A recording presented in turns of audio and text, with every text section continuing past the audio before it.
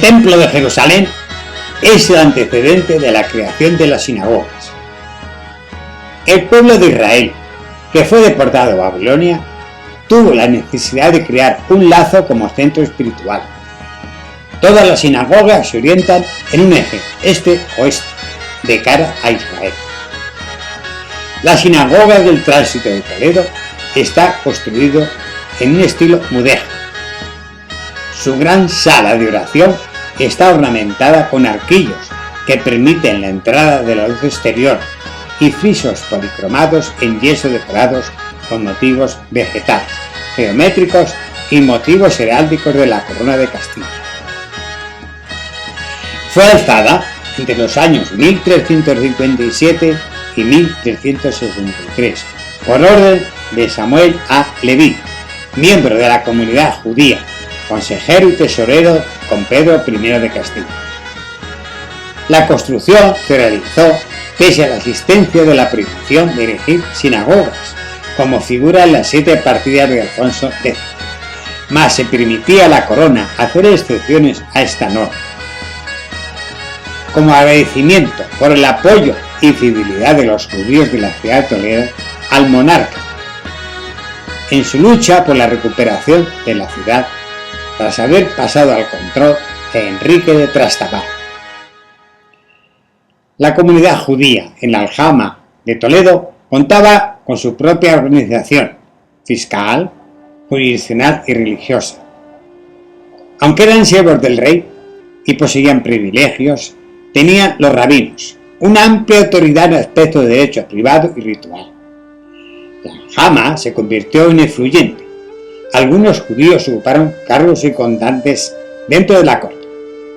Toledo tenía una religión dominante y las minorías mudéjar y judía, aceptadas siempre que no interfirieran en el cristianismo. Se facilitaba la conversión de las religiones minoritarias al cristianismo, mientras que el caso contrario era castigado. La sinagoga comunitaria era el lugar donde los judíos podían reunirse para hacer sus juramentos, además de resolver litigios y pleitos. Existían otras casas de oración más pequeñas para uso privado, establecidas por las familias ricas. La sinagoga del Tránsito se encuentra dentro de la judería. Tenía su propia muralla interior y multitud de callejones que facilitaban la defensa con puertas y cierres en la calle. En el siglo XIII desaparece la cerca y el barrio judío se mezcla con la ciudad. Tras la expulsión de los judíos en 1492, la judería es regalada a la nobleza y la sinagoga es concedida por los reyes católicos a la Orden de Calatrava, que sitúa allí el priorato de San Benito y lo convierte en iglesia, construyendo el lado norte un archivo para las órdenes militares de Calatrava y Alcántara. En el siglo XVII, esta iglesia de San Benito pasa a ser conocida popularmente como del Tránsito, debido al cuadro del Tránsito de Nuestra Señora que adornó el altar prateresco desde entonces. Las dimensiones del templo son 23 metros por 9,5 de ancho y 17 de altura. El alzado se divide en 2 plantas. La primera es el lugar donde se situaba la zona del rito, y en la zona superior aún se aprecia la ubicación de las vigas que sostenían el lugar donde se ponían las mujeres ocultas por celosías, que asistían a la liturgia separada de los varones. El judaísmo no permite a las mujeres seguir la liturgia de la sala de oración. La desamortización de 1865 apenas afecta al edificio, pero sí a los bienes muebles. Y en 1877 el rey da conformidad junto con la Real Academia de Bellas Artes de San Fernando, y a propuesta de la Dirección General de Instrucción Pública se declara la Capilla de Tránsito como monumento nacional. Los materiales principales de esa construcción son el ladrillo, la madera y el yeso. El exterior está formado por mampostería gruesa, con ladrillos reforzados, a la vez que realizando un efecto decorativo en esquinas, alrededor de los vanos y estructuras superiores. El ladrillo es de cantería árabe que influyó directamente al mudéjar. En el interior destaca la utilización del yeso, aplicado en las paredes como efecto decorativo, y la madera artesanal, que es de pino, cubre toda la superficie del techo de la sinagoga. También de madera son las celosías, ventanas y puertas. El marfil está en incrustaciones de la techumbre. La yesería y la madera están policromadas, lo que supuso una utilización muy variada de pigmentos. El pavimento está formado por losa de cerámica, algunas vidriadas. Se emplearon técnicas de talla o técnica de cuchillo en las yeserías. El molde se empleó para los frisos repetidos o para las obras realizadas en los púlpitos. Primero se dibujaba el tema haciendo una incisión y se elaboraba la talla, con un vaciado. Trabajaba en distintos niveles hasta conseguir los temas habituales, vegetales o de epigrafía, que finalmente podían pintarse o dorarse. El acabado era a veces con aceites que hacían la obra impermeable. Los materiales y las técnicas utilizadas en la construcción de esta sinagoga tienen una estrecha relación con el contexto histórico. En este edificio se mezclan las distintas culturas que había en España en ese momento, la judía, la cristiana y la islámica, a la cual le debemos casi toda la influencia y técnica de decoración de esta sinagoga. Después de la expulsión de los judíos, el edificio fue asignado a la Orden de Calatrava, que hizo mínimas modificaciones para su utilización como iglesia. Construyeron un altar y en el siglo XV se construye una pequeña puerta que da acceso a la sacristía.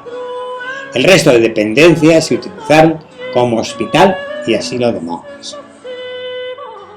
Fue declarada Monumento Histórico Artístico y por motivos diversos se retrasaron la restauración durante décadas, hasta que a principios del siglo XX comenzaron los trabajos de restauración, devolviendo a la sinagoga su primitivo. Su estado de conservación es excelente, aunque presenta el desgaste de la policromía tanto en las yeserías como en la techumbre de madera.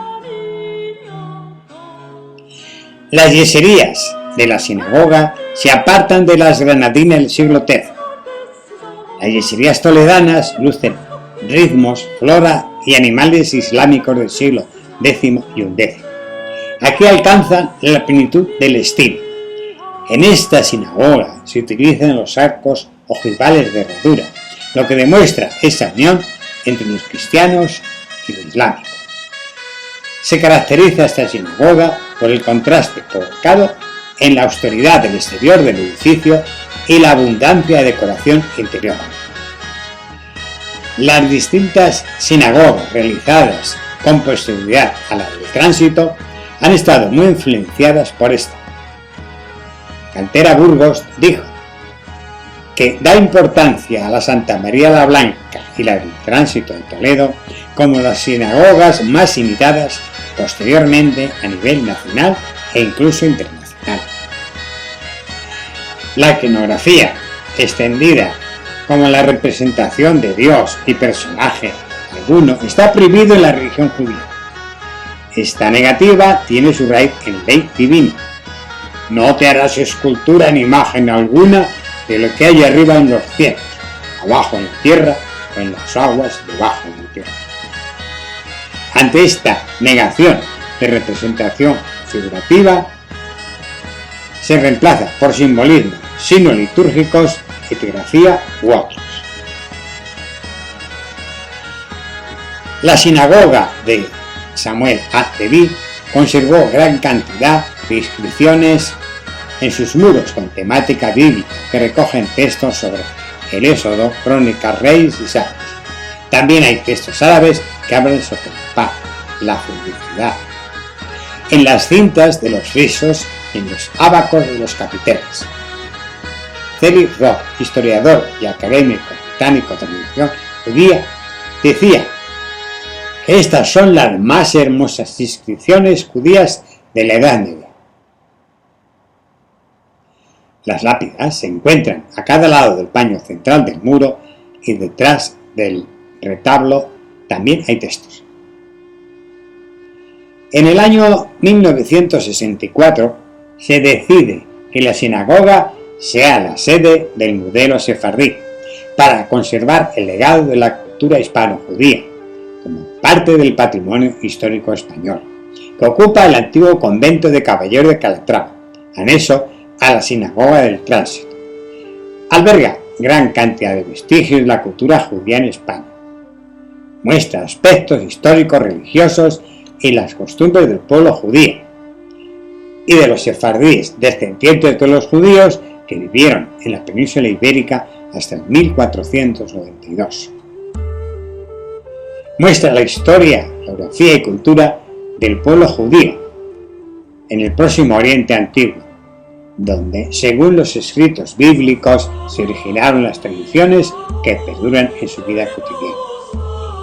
Contiene objetos arqueológicos, así como una gran variedad de artículos culturales relacionados con lo que es y lo que significa ser judío, sus creencias y su cultura. Se exponen los principales testimonios culturales a lo largo de la presencia judía desde su llegada a la península ibérica, en la época romana, su desarrollo en el Andalus, así como los conversos, la Inquisición y la expulsión en 1492. En el patio se exponen algunas lápidas de personajes judíos y se conservan los restos arqueológicos de unos baños públicos de la antigua sinagoga.